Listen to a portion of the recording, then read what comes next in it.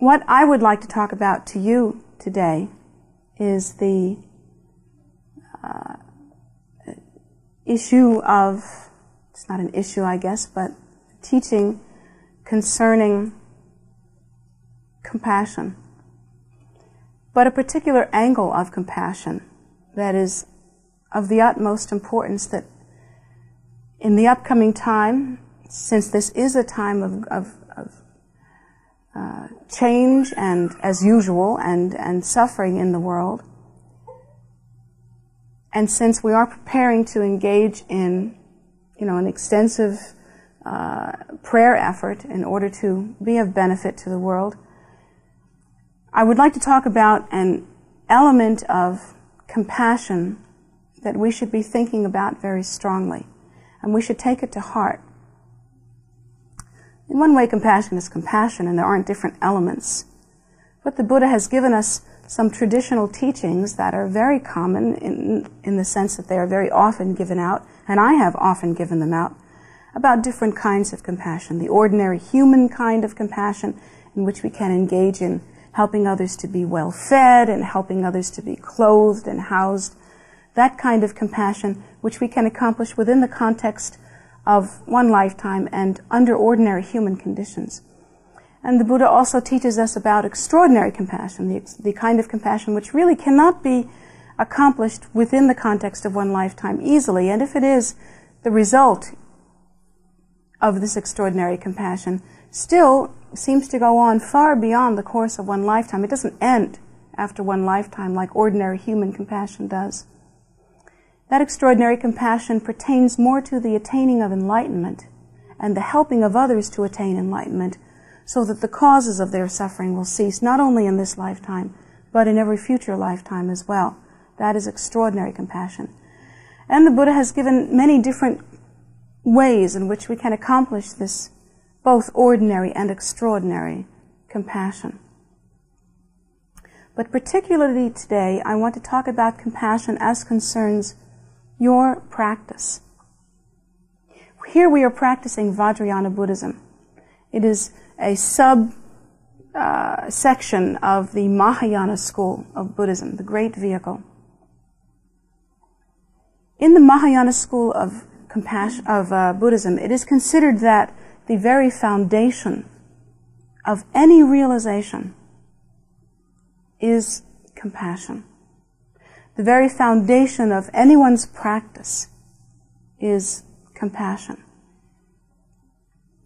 It is considered that it is the superior view in that one accomplishes the revelation, the realization, the awakening to the Bodhicitta, which is the mind of enlightenment, and that is done through the awakening of compassion, through the practice of compassion. It is considered to be that the awakening to compassion and the practice of compassion are the same as the mind of enlightenment, that the mind of enlightenment is not separate from that. And that also, as one awakens compassion, practices compassion, one also awakens to the awareness of the primordial state, the primordially empty state, pure luminosity, the view. These two are the fundamental, these are the right and left feet, if you would, of the understanding of the Buddha's teaching. But particularly in the Mahayana view, it is considered that one can accomplish no real enlightenment, truly, under any condition, even if one were to practice saying mantra and accomplishing visualization and doing prostrations and doing all kinds of extensive, complicated, involved kinds of practice. Without compassion, one would accomplish nothing. It would be flimsy. It would be a shadow. It would accomplish very little. And I have seen with my own two eyes in this very lifetime, this is not some esoteric story that I'm telling you, I have seen with my own two eyes Dharma students, long-time Dharma students, and if not long-time, then educated Dharma students, who will practice mantra constantly, all day long. They'll be doing their little beads like this. Boom, boom, boom, boom, boom, boom, boom.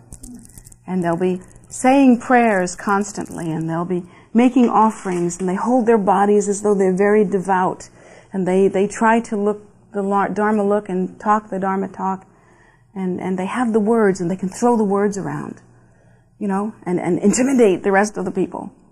And they can make things sound just so glitzy as pertains to Dharma. But they have no heart for Dharma.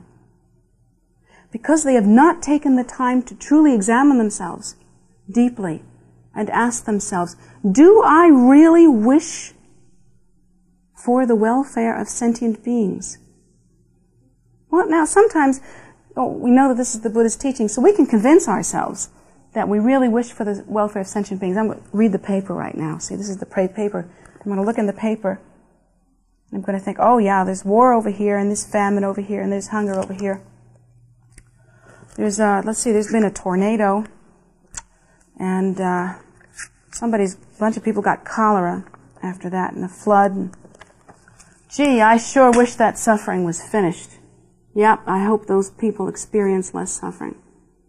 So we can convince ourselves doing that we are compassionate people. Yet we have a very difficult time taking it down to brass tacks. And brass tacks are, is there anyone toward whom you have ill feeling? Is there anyone toward whom you wish there some revenge?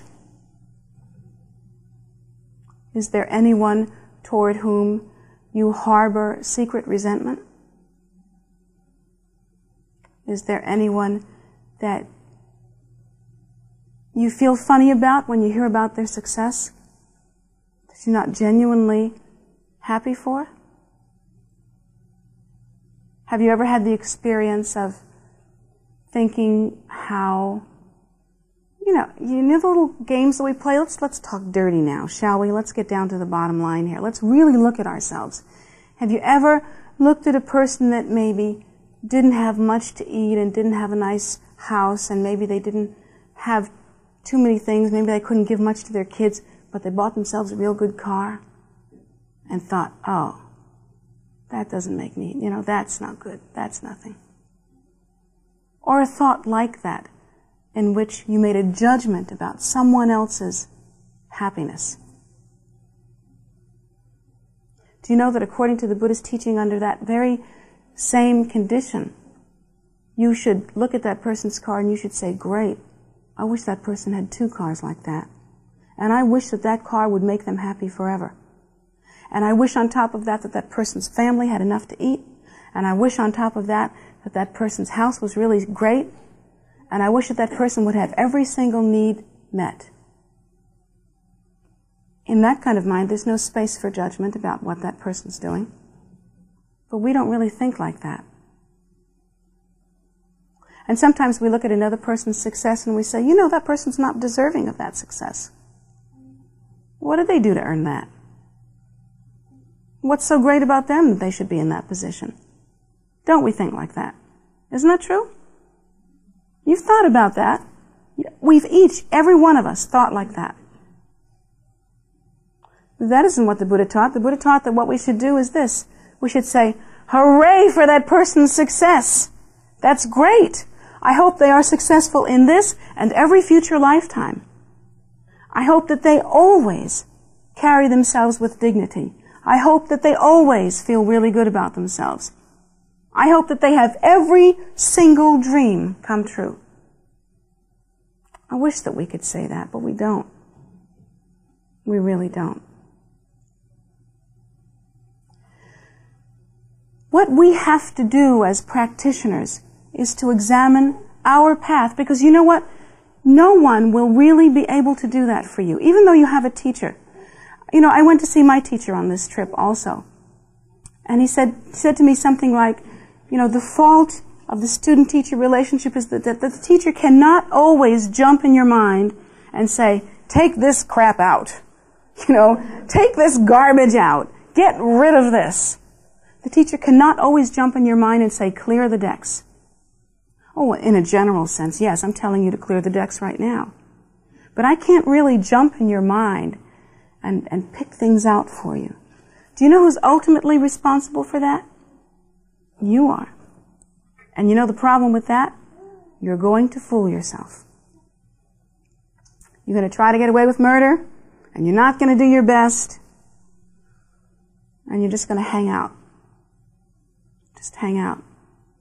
The problem with just hanging out with this stuff is that those very thoughts that you think are your right to think will bring you nothing but suffering.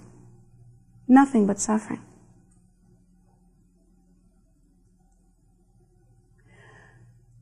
When we think kindly about others, when we wish for their welfare, do you realize that in some way that's very hard to understand, we are actually ensuring that in the future we are going to be happy? We're writing our ticket. That is the Buddha's teaching. Cause always brings about effect. The seed always bears fruit. Always bears fruit. And it always bears exactly the same fruit as the seed is. That means apple trees never give off bananas. And if you think with a generous heart and a good heart, with a generous mind, in the future, generosity will come to you and you will be happy. But on the other hand, if you think in a vengeful way or a haughty way or a judging way, in the future, no one will be kind to you. You will experience suffering. Everything in life will be a struggle for you. Everything in life will be hard. It will be very hard. You won't be able to attain too many of your goals. And if you do, you'll have to work very, very hard for them to where you're tired. Really tired. It's like, some people seem to have their wheels greased. And other people have to fight tooth and nail. There are reasons for it. Those are the reasons. Still in all, even with all of that, we are taught that we should not practice compassion for selfish reasons like that. Those aren't the good reasons to practice compassion. You shouldn't practice compassion because in the future it will help you not to suffer. That's a stupid reason to practice compassion because it's not compassion at all. That's called feathering your nest. And it's a selfish and self-absorbed kind of posture. But still, you should know the facts about it. You really need to understand about cause and effect. You really need to understand that when you're running around being compassionate and generous, you're not doing anybody a favor, except yourself. But that isn't the reason to practice generosity and compassion. The reason to practice generosity and compassion is because you've looked around and you have seen the suffering of sentient beings. And the only way that you can look around and see the suffering of sentient beings is to look around and see it. Don't hide. Don't say, oh, it breaks my heart, I can't stand to look at it. Tough. Have a broken heart. But practice compassion. Practice compassion and your mind will be healed. If you think your mind is full of suffering and you have a hard time looking at the suffering of the world, it's not because there's suffering in the world. There's always been suffering in the world. The reason why you have such unhappiness is because you yourself have not practiced a kind heart, have not practiced compassion.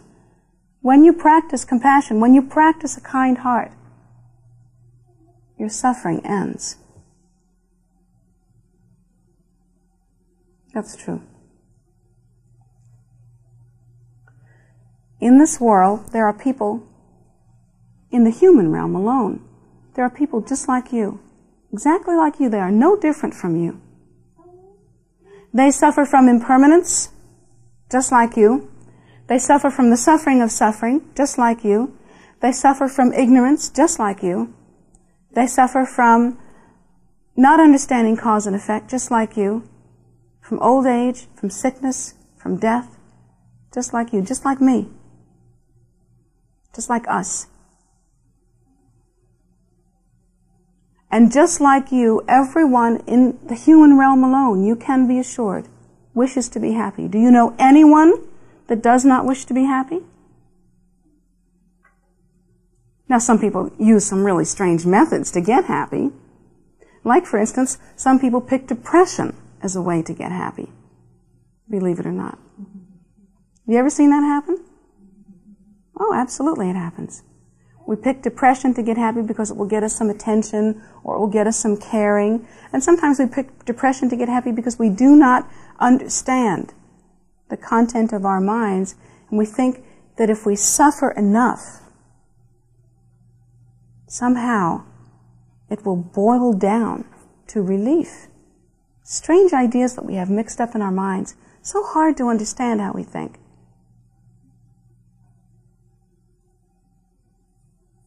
Yet, of course, those means never bring about happiness. Sometimes sentient beings fix on the idea of helplessness. Sometimes they fix on self-absorption.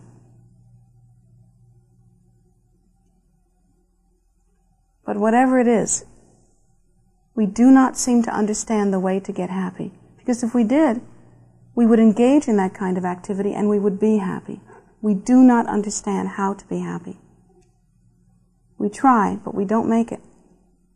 But you're not the only one that's experiencing that. Everyone you see that is a human being experiences that same difficulty. We do not understand how to get happy. So we're the same. We are the same. And arriving at that conclusion, we can only continue by wanting and feeling from the depth of our heart that all sentient beings are experiencing certain conditions and that we should do everything that we can to resolve those conditions. Everything, without exception.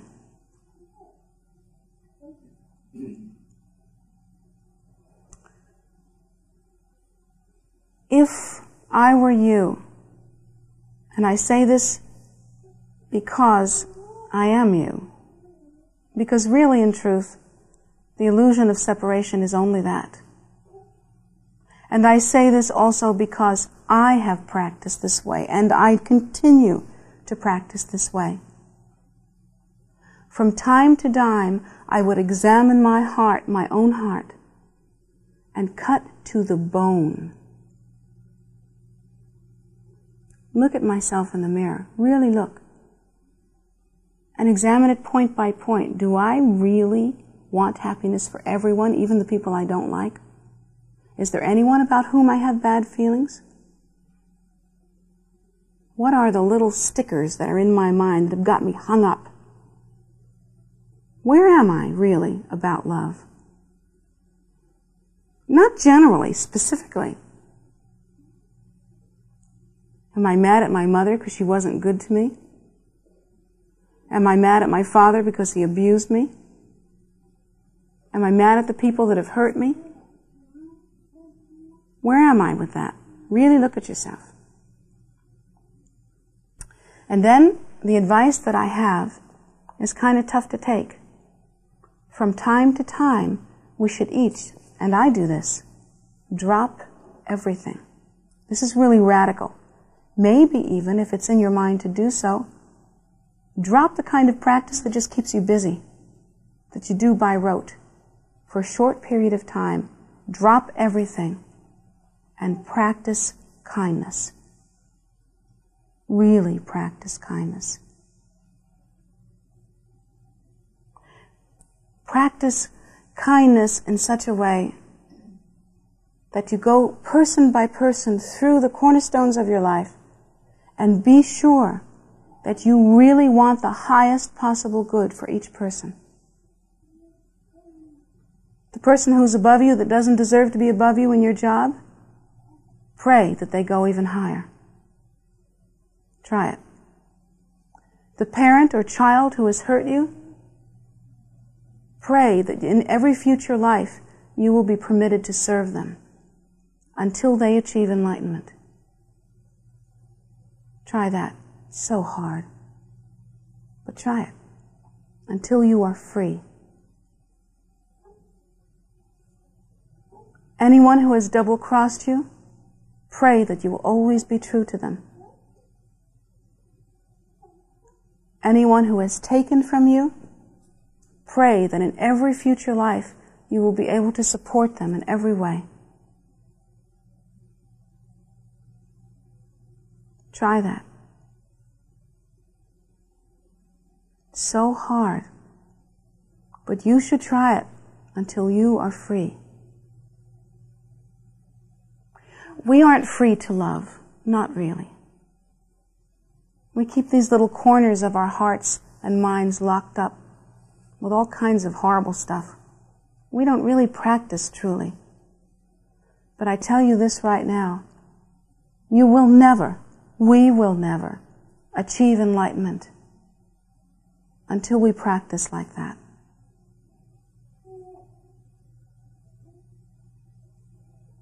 We will not achieve enlightenment by repetition of mantra only. We will not achieve enlightenment by visualization only. We will not achieve enlightenment by gathering together facts and being very smart. These are not the ways to achieve enlightenment. We will achieve enlightenment through the practice of compassion in such a way as to be completely indistinct from the awareness of emptiness. What is the basis of such compassion? How can you truly wish that your worst enemy were to achieve perfect result? How can you really wish that? How can you hope? Well, if you really follow what the Buddha has taught and understand something of the nature of beings, it becomes possible. I didn't say it was easy, but it becomes possible. For instance, we can understand that I am not Catherine Burroughs or Ahkon Lhamo or whatever it is you want to call me. You can call me by any name you want to. That's not it. That's not my nature. And whoever you think you are when you look in the mirror, that's not your nature either. According to the Buddha, your nature is the pristine primordial wisdom state. And that state is indistinguishable, meaning that in that nature, in the pure, uncontrived view, what I'm calling I is really indistinguishable from you. In that view, in that nature, there's no place where you end and I begin. Where? That nature is uncontrived and indistinguishable. How can I discern myself from you? Understanding according to that view brings about the method, the means, the backbone for one's practice. And then on top of that, we have to begin to understand why sentient beings exhibit the characteristics that they do. Why do they act the way they do? Why do they act arrogant? Why do they act superior? Why do they act hateful? Why do they hurt others? Why do they do what they do? They do what they do for the same reason that you are blaming them, out of confusion, because they do not understand. Sometimes we have to really sit down and look at this. You know, that people who rape and people who rob and people who murder, in some twisted way, are trying to be happy.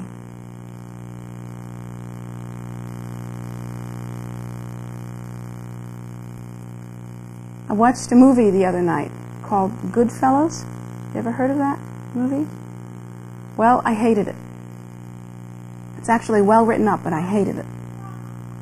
And I hated it because it was a perfect example of people trying to get happy through brutality and being horrible to other people, through stealing, through murdering, through beating others.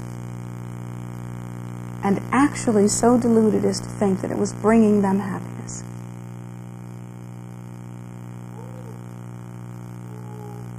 It was very tough to watch because it was so much like us. And in our confusion, we exhibit similar characteristics. Well, maybe we don't rape and we don't rob. Maybe we don't do that, but we blame and we judge and we hate. We have anger, and we do that because of confusion. So understanding that is the case, it should give us the strength to be able to look at others in their confusion and say, hey, I understand. This is the condition of cyclic existence, and therefore I will practice. I will practice until cyclic existence is emptied from its depths, until there is no more suffering. Sometimes you really have to stop all the busy work in your life and all the busy work in your practice, and you really have to get the big picture. Cut to the bone. Get the meaning of practice. We all wish to escape cyclic existence, but I'll tell you this for a fact. You're not going to get out of this without loving. There's no way. No one can be free of suffering without first learning to love unconditionally. No one can be free of suffering without practicing compassion.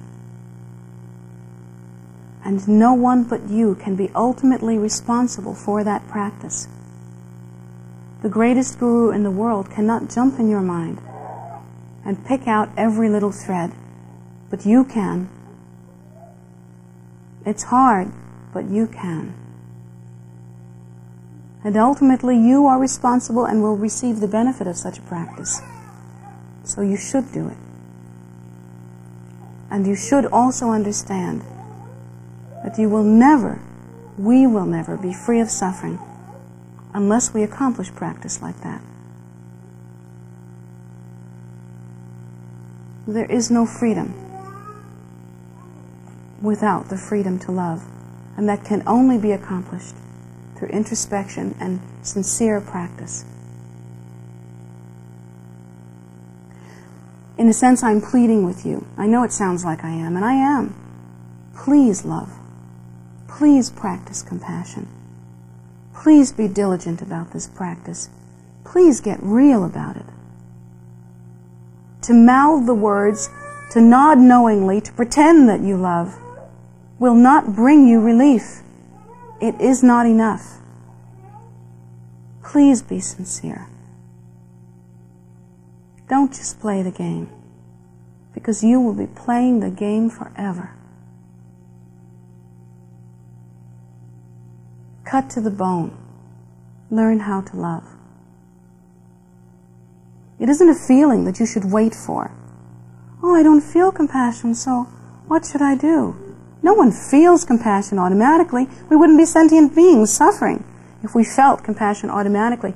Compassion, love, is born of hard work and discipline. No one comes by it naturally unless they are realized. And they came by that naturally, or they come by that naturally, because they practiced it with great discipline in the past. The moment we conceived of ego, we clung to that ego in such a way as to be self-absorbed. Now we have to practice diligently and with great discipline. The opposite of that, the antidote, compassion, loving kindness. So wherever you are, just start. Don't make such a big deal about your condition. No one's surprised. You're a sentient being. You think it's a shock to any of us that we have hatred? Do you think anyone is surprised by that? We all know that we have that. Just start. Start now, where you are, sincerely. And to the degree that you are sincere, to that degree, and none other, you will be successful. Please become responsible for the welfare of the world. Yes.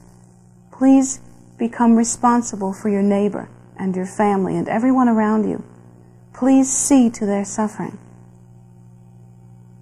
Take it upon yourself that you alone will be responsible for the end of all suffering, and that you wish to return in whatever form necessary in order to bring that about. Take personal responsibility for the world. Okay, be crazy. So if that's a Messiah complex, go ahead, have one. That is the posture of the Bodhisattva. That is how to love extraordinarily when it's not easy and when it's not comfortable. Just love. So that is the teaching for today. And I tell you, if you're moved to tears today, which I can see some of you have some tears, don't just sit with that. Use it. If you have any movement inside of you now, don't let it end here. Take it home and practice it in your life. Begin now to think about the people that you have bad feelings about. Do what you can. Start now. It won't be perfect, but try. Take it home and practice.